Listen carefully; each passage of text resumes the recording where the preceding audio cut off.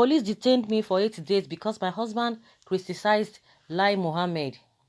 Mrs. Dorcas Jolayemi, the wife of a journalist detained for criticizing Minister of Information and Culture Lai Mohammed, recounts her 8-day ordeal in the custody of the Kwara State Police Command. A human rights organization claimed you spent 8 days in police detention because of your husband's poem, which was critical of Mr. Lai Mohammed, the Minister of Culture and Information. Can you narrate the events that led to your arrest? And she said, on April 29th, 2020, policemen came to my house in Ilorin, Kwara State, but I was not at home. I had gone to visit my brother-in-law. I was told that when they realized I was not at home, they came to my brother-in-law's house in a Hilux van. There were about 4 policemen altogether. They said they had come to arrest me and I stood up. They kept asking me where my phone was and I told them it was with my son. They said I must follow them to their station with my phone. Eventually, I got the phone and we left. On getting to the State Criminal Investigation Department, they began to interrogate me. They asked why I obstructed the arrest of my husband. I asked them what they meant by that. They asked me when last I spoke with my husband, and I told them I spoke with him in the morning. They said they wanted to arrest my husband and he fled to Maro in Kwara State. They said I was the one who advised him to run away and switch off his phone. They played a recording of my phone conversation with my husband.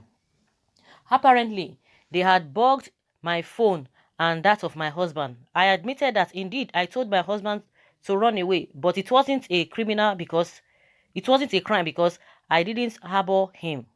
I only asked him not to come home, which is what a typical wife would do. I heard the police wanted to arrest him and I didn't know the reason why they wanted to arrest him. I told him to run away because I wanted him to be safe. They said for that I would pay for it. I was brought before their boss and the man insulted me, calling me a stupid woman. He said I shouldn't have advised my husband to run away. The man said I would pay for it and they took my statement. I was there from April 29th to May 6th. So, what exactly was your husband accused of doing? She said, while I was in detention, they played a recording of the poem that was recited by my husband. They asked if I could confirm if the voice belonged to my husband, and I said it was his voice.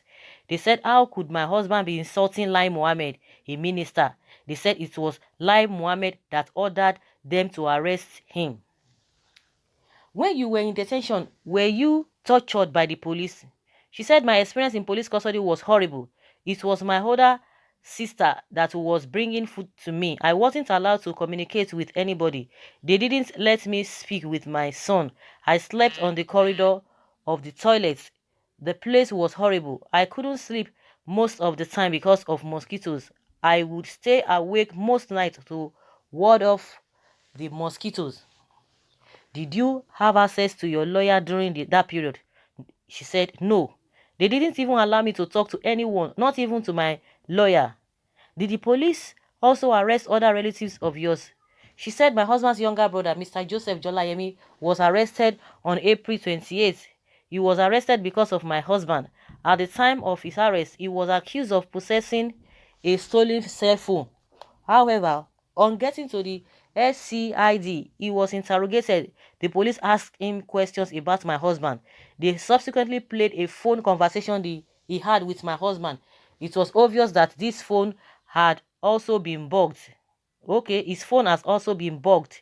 My brother's older brother, John Jolayemi, was also arrested. Who took care of your children in your absence? She said my brother-in-law's wife was the one that took care of them. Did you bribe the police before you were released?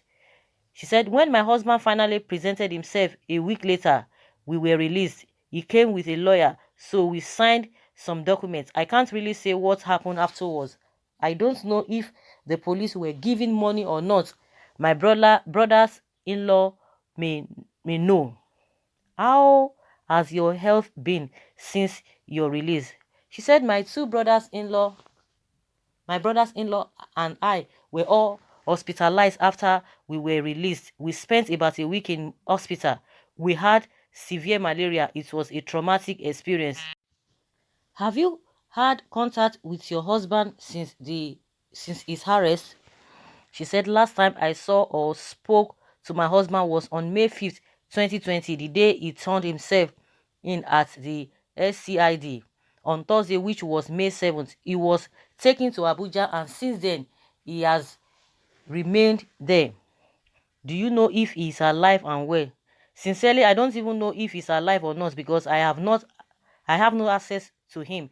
Even his brother are getting information about him from third parties. I don't know whether he is sick or well. I worry about him every day.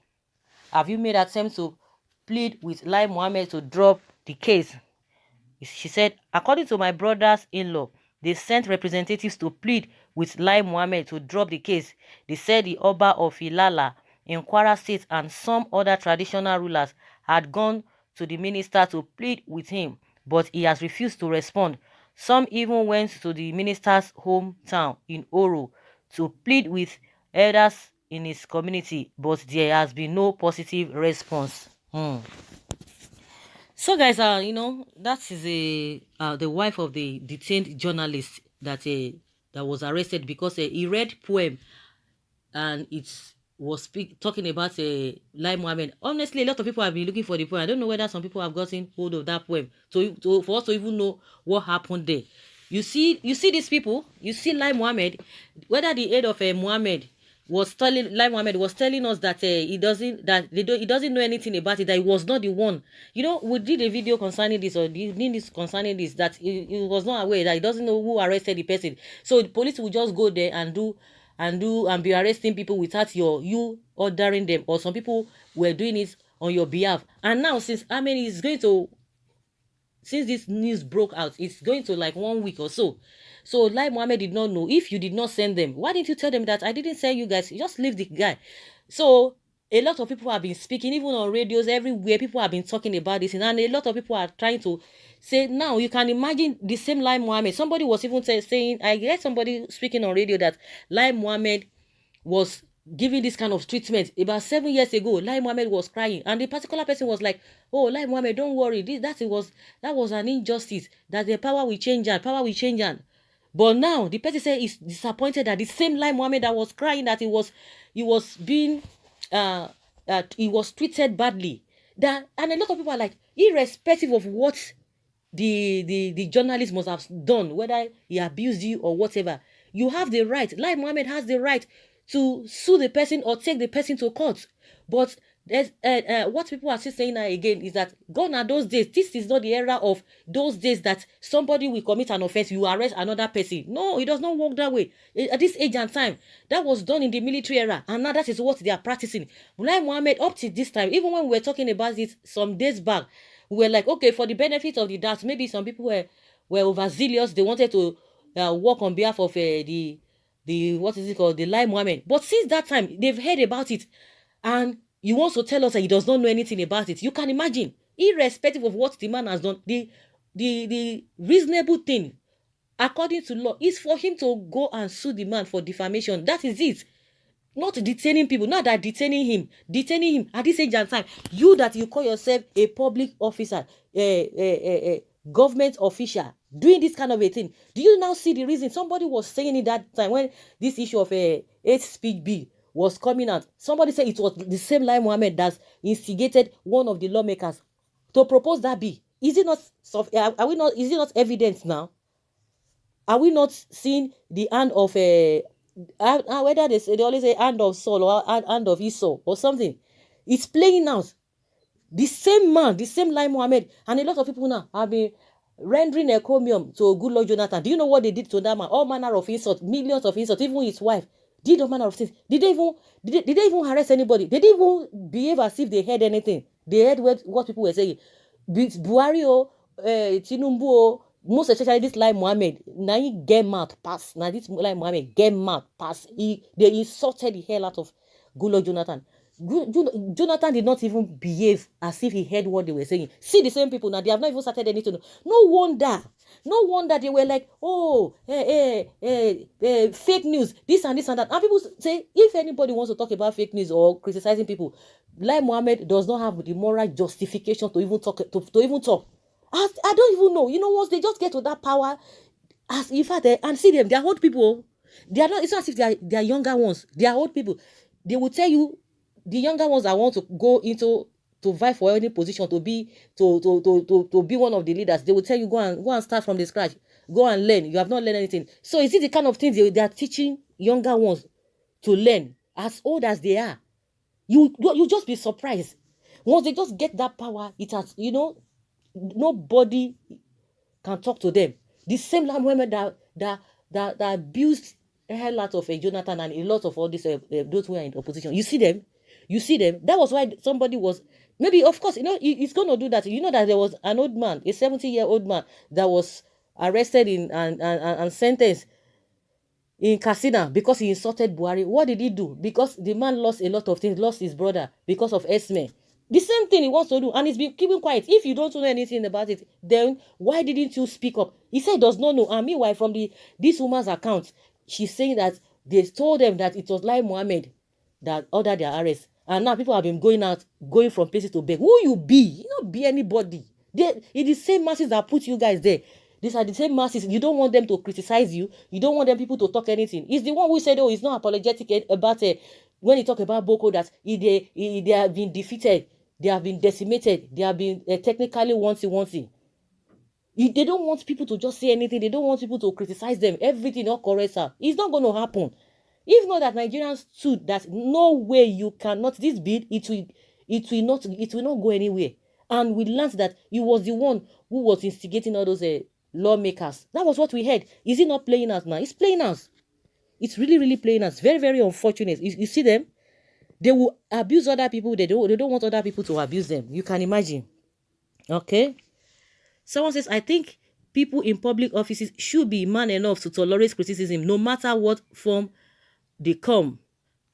I need to listen to the poem. Of course, everybody's ready, is eager to listen to that poem. Why are they begging the minister? Of course, why are they begging him? In this part of the world, we fear too much. To me, let him do his worst. He will not be in that position forever.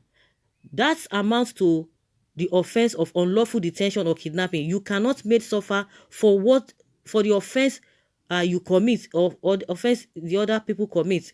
A speech B finally passed. Yes, okay. See the kind of leadership we have under APC. Lai Mohammed is the worst thing that happens to Nigeria. But the clock is ticking. 2023 is around the corner, and that is where all these tyrants will end. What a shame. There is only one solution to this problem. Soon, the case is right off. He has forgotten that power shifted. He needs to be wise, or to be twice or something. So guys, let us hear your opinion concerning this woman's account and what she went through. Leave your comments and let's have your take.